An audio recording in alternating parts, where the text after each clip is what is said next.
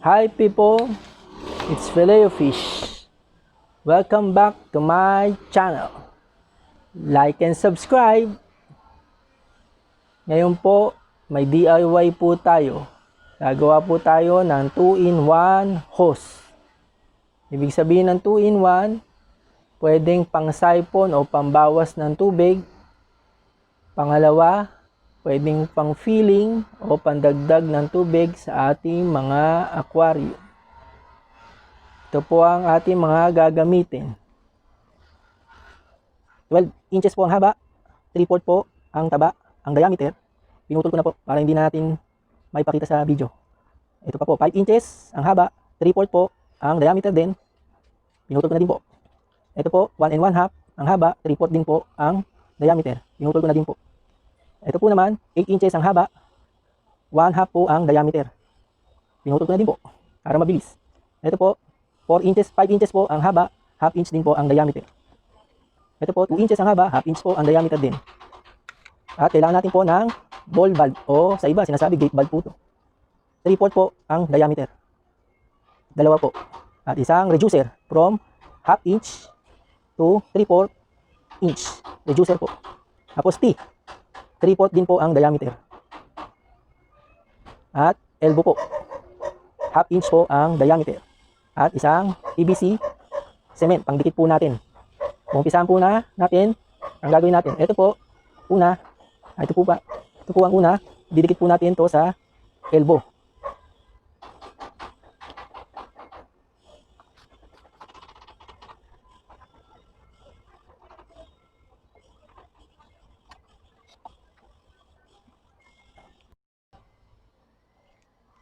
Ito na po, nakadikit na po. Ngayon po, ang susunod natin yung 2 inches na 1/2 inch. Didikit po natin dito.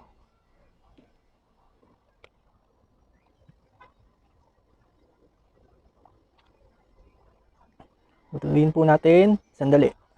Susunod po ay ang reducer po natin.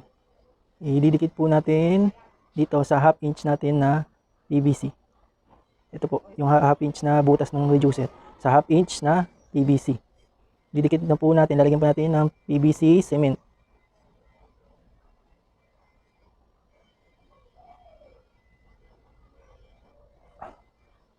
Yan po, nakadikit na po. Susunod po, itong pinutol po natin na 1 1/2 inch na 3/4 naman po ang diameter sa 3/4 po na butas ng reducer natin.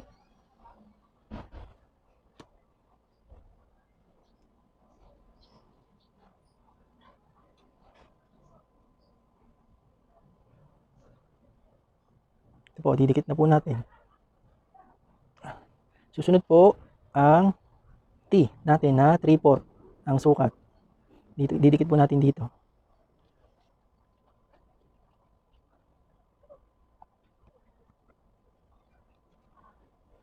Lamihan po natin ng PVC cement para wala pong leak. Ito po, didikit na po natin. Yan. Dapat pantay po to. Ito, dito. Para maganda po yung ano natin. Tutuyuin po natin, sandali. Ang susunod po natin ay isa pa pong pinutol natin na 1 1/2 na haba at 3/4 din po ang diameter. Lalagay po natin siya dito. Huwag nyo kalimutan, damihan nyo po yung PVC cement para walang leak.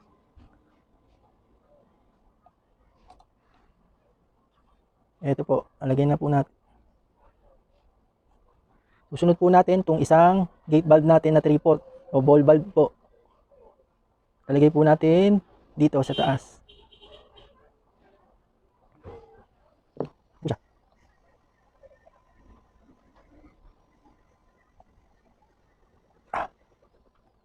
Yan po. Dikit na po ito. Ito po. Susunod po natin, tumutulo pa, hindi po masyadong tuyo. Susunod po natin didikit ay ang 5 inches na pinutol po natin na 3/4. Ito po, didikit po natin. Hindi po pala ito, mali po. Ito pong 12 inches na 3/4. Ilalagay po natin dito sa T. Ito po, ganito po. Nalagay na po natin. Dito po natin.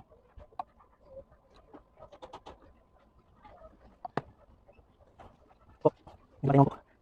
Ito na po itsura. Susunod po ay ang isang pang gate valve natin o ball valve na 3/4 din. Lalagyan natin dito sa 3/4. Ito po yung media natin na nauna. Ito po yung 3/4. Punasan ko lang po yung pandikit.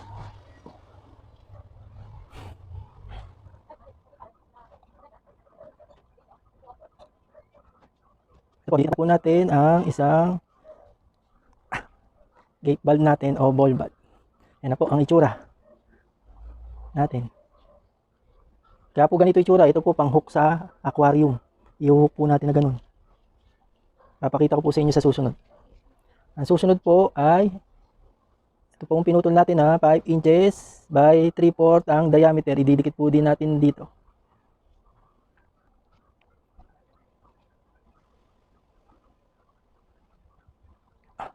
Yan po. Ito po, pang connection lang natin sa hose. Ito po. Kasi po, yung hose ko po ay parang 5/8 o half inch po ang taba. Kasya po dito. Kaya gumamit pa po ako ng half inch para dito sa 3/4 ko po.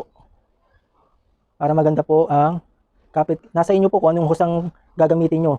Kung ano din gamit nito. Pero sa akin po, ganito po ang ginamit kong mga size. Kasi po masyado na malaki pag 3/4 yung hose nyo sa gripo. Malakas na po yun pag ginamit nyo sa aquarium. Kaya mas maganda kung half inch o 5/8 po ang diameter ng hose na ating gagamitin para sa ating mga aquarium, para hindi masyadong mabulabog ang ating mga isda pag nilagyan po natin ng tubig. Ito po, ikakabit natin ulit dito.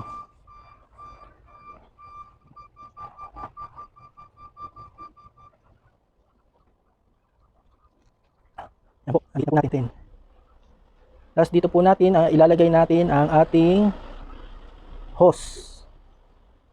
Dito po. Ganito lang po, simple.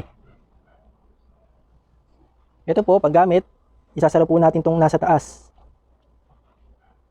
Para pag binuksan natin, galing sa hose, yung tubig, pag binuksan natin, hindi po lalabas dito, pupunta po siya dito. Ito po ang pangsabit natin sa aquarium. Tapos, pag hindi na magsasipon po tayo, sasara po natin to, bubuksan po natin to, yung nasa taas, at lalagyan po natin ng tubig dito. Tapos, tsaka natin, bubuksan ulit, magsasipon na siya. Maya-maya po, papakita ko. Ito na po ang ating PVC. Ganito na po ang itsura. Ngayon po, ididikit po natin itong ating hose dito sa inlet natin. Yan po natin ang PVC cement. Damihan po natin ha. Huwag niyong kalimutan para wala pong leak. May iwasan natin leak.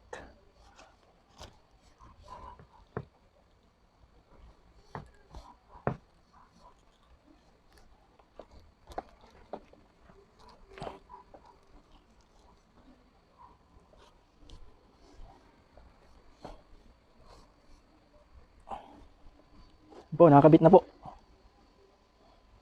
Patutuyuin na lang po natin. Ito na po ang finish product po natin. Pumutol pala ulit tayo ng isang 8 inches ulit. Kasi po kailangan natin to kung mataas po yung aquarium natin. Idadagdag natin na ganito. Pag mataas po yung aquarium natin, katulad mga 75 gallon or 50 gallons, kung gusto natin maraming siponin na tubig, ibaba yung tubig, gagamit po tayo nitong pinutol natin para maging adapter para humaba. Ito po. Pero hindi natin po ididikit to. Dapat na detachable po siya. Nasusuksok lang po ganito. O yan, nahaba na po. Kung nasa 75 gallon po yung gagamitin natin, ganyan po. Masasipon po hanggang baba. Pero kung gusto nyo konti lang masipon, aalisin nyo po to. Ito lang, hanggang dito, ang masasipon niya. At sa dulo po, lalagyan po natin ng net para hindi po mas sumama ang mga isda natin. Ayan po, tapos lalagyan po natin ng goma.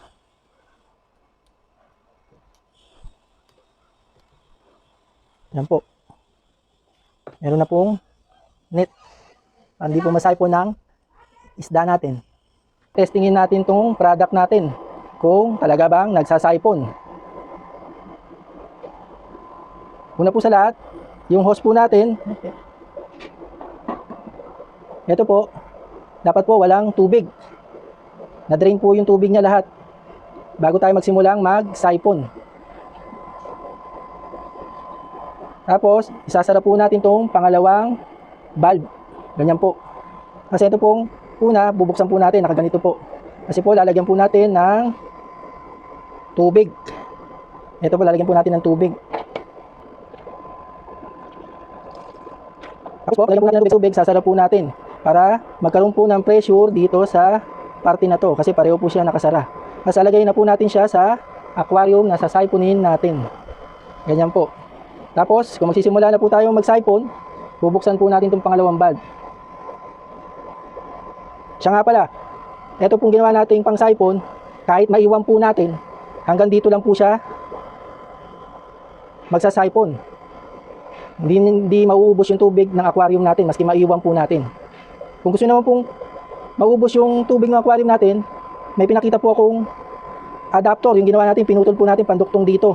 Para hanggang dito, masasiphon po natin dito sa level na to. Iduduktong lang po natin dito. Yung ginawa natin kanina, yung pinutol po natin PVC.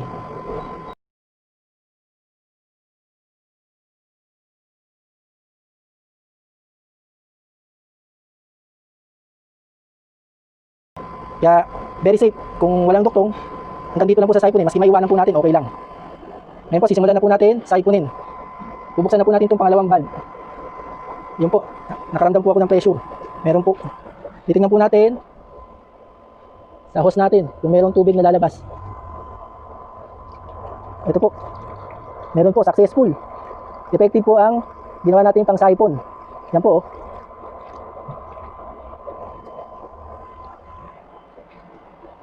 Pangalawa po, testingin po natin kung nagre-refill naman po itong ginawa natin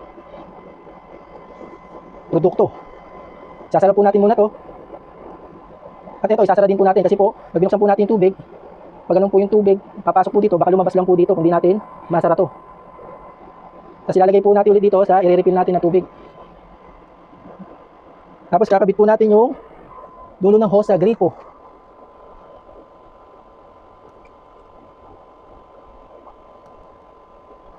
Tapos bubuksan na po natin kung magre-refill. Kita nyo po, wala pang bubble. Ibig sabihin, wala pang tubig. Kasi po nakasara tong pangalawang valve natin. Bubuksan po natin. Yun. Meron na pong tubig na lumabas. Ayan, nagre-refill po. Ibig sabihin, successful po ulit ang 2-in-1 na produkto natin. Ginawa nating material sa ating aquarium. Ito po, kung sakaling ililipat po natin to sa ibang aquarium para mag-refill, isasara lang po natin ulit to. Ganyan po, sara na, malilipat po natin sa ibang aquarium. Yan po, wala ng tubig. Nakasara na po dito sa pangalawang valve. Nililipat po natin sa ibang aquarium. Hanggang dito na lang po. Maraming salamat. It's joke time. Anong university ng mga isda? Ano? Di Arellano University. Nye. Corny. Thanks.